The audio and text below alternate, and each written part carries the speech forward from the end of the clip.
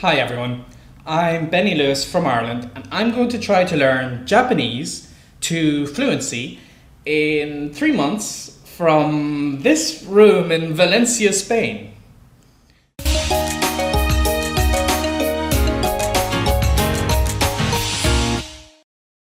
Did you like that good intro?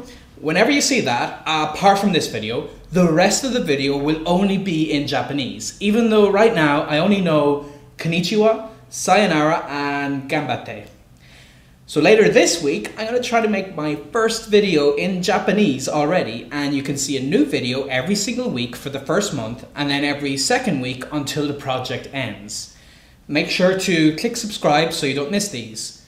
And even if you don't speak Japanese, don't worry because there will be subtitles in English every time. The point is that I want to share the struggles and failures and successes with the world and hopefully inspire a few people to try to take on a language challenge themselves.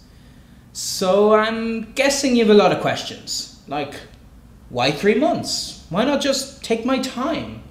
Well, at the start of next year, I'm going to Japan. I want to travel, meet people, explore the culture, see the country and experience it well beyond what I could do if I only spoke English there. And I don't want to be spending a large chunk of my time while in the country studying and getting lessons. It's better to do that in advance, so I appreciate the country all the more when I'm there. So I've only got 3 months and that's what I'm going to have to work with. Another question could be, why the hell are you doing this in Spain? Why not just go to Japan now and spend longer there? Well, there's a huge misconception in language learning. The magic bullet to solve all your problems is moving to the country. This is blatantly false. I've met so many expats, and at the start of my travels was one myself who only speak English when abroad. It's sad, but it's easy to find the expat bubble, stay within it, and learn almost nothing. However, immersion is the answer to truly learning a language. There's no product I can tell you that for only $499 will solve all your problems. No. We need time with human beings so that rather than learning languages, we can live languages. And nowadays, thanks to the internet, we can connect with native speakers from any place instantly. I plan to spend a couple of hours every day talking with a real person via Skype, kind of like virtual immersion that I can do anywhere. And I chose Valencia, Spain because I like living here, simple as that. I also want to show that you can learn any language anywhere. And I've done this kind of intensive project before, so I want to answer one huge confusion immediately. Is this a scam? How on earth can you promise or claim to learn a language as complicated as Japanese to do a high level in just a few months?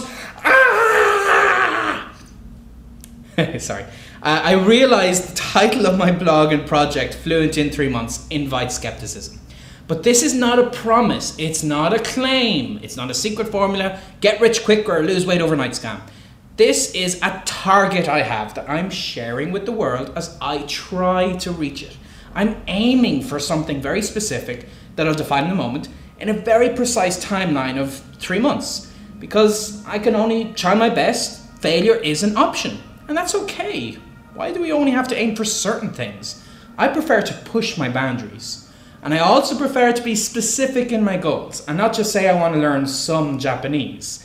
So at the end of these 3 months, I would like to have the upper intermediate level or B2 fluency using the European Common Framework or N2 fluency based on the Japanese language proficiency test. I'm only looking to have this for speaking and listening, not reading and writing. And this upper intermediate level is what I've found most people understand as where fluency begins. If you think that fluency is only when you're exactly like a native speaker, then I think that you're crazy and way too much of a perfectionist. So let's just agree to disagree. For most people, fluency means you can socialize well in the language. And this would allow me to be able to participate in casual conversations without the other person needing to slow down or without them feeling forced to use oversimplified vocabulary with me. It would allow me to really get to know Japanese people. However, it's not perfect. I won't be able to argue philosophy, debate politics, or passed myself off as a poet. And that's okay. It's okay to not know everything in your target language. Even my English isn't perfect.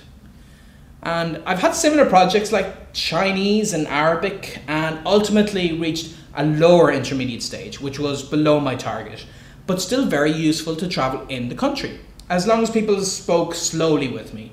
And I'm confident that I've learned a few things in each project to improve my chances of success in this one. But once again, I'm not guaranteeing anything other than the fact that I can only try my best. Another question more relevant to Japanese that people may ask is, how do you plan to learn all that kanji so quickly? Well, there are ways to learn the infamous Chinese characters quicker than you think. As controversial as saying this may be, I'm not passionate about reading other languages. I don't want to spend most of my time studying kanji because I don't see reading a newspaper as a life or death priority in this project. I will be learning the kana phonetic writing system immediately, since a lot of learning materials relies on this.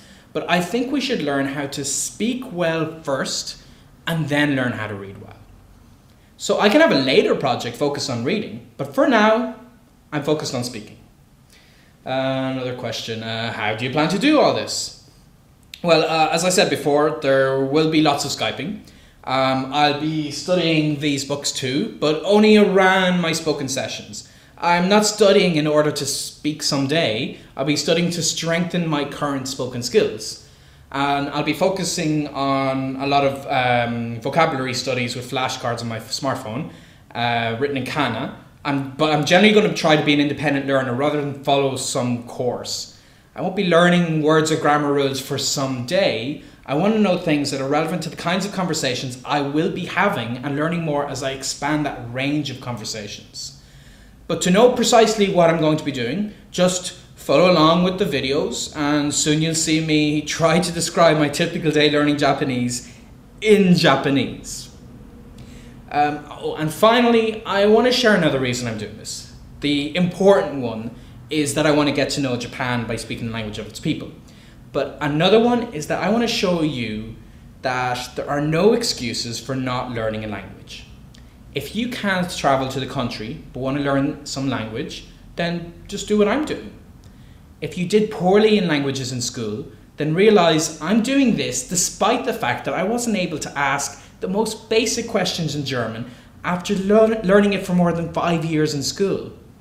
And if you think that you have to be naturally talented to do this, then I want you to look at me in the next weeks and see how much I'm struggling and hesitating, how uncomfortable I am as I try to get used to speaking a completely new language. But how, despite this frustration, I'm still going to charge forward anyway. I'm not going into some magic box and coming out fluent. I'm going to be working my ass off. There's no easy way to learn a language, but there is a way. You don't have to do exactly what I'm doing. You don't have to have the same aims or the same time frame, but maybe be more specific and be okay with being a beginner and making mistakes. And have fun with it and share your journey with others. If you want to follow my journey, once again, don't forget to click here to subscribe, and also read the blog articles on my website for encouragement relevant to any language. I look forward to your comments and hopefully your encouragement. Thanks.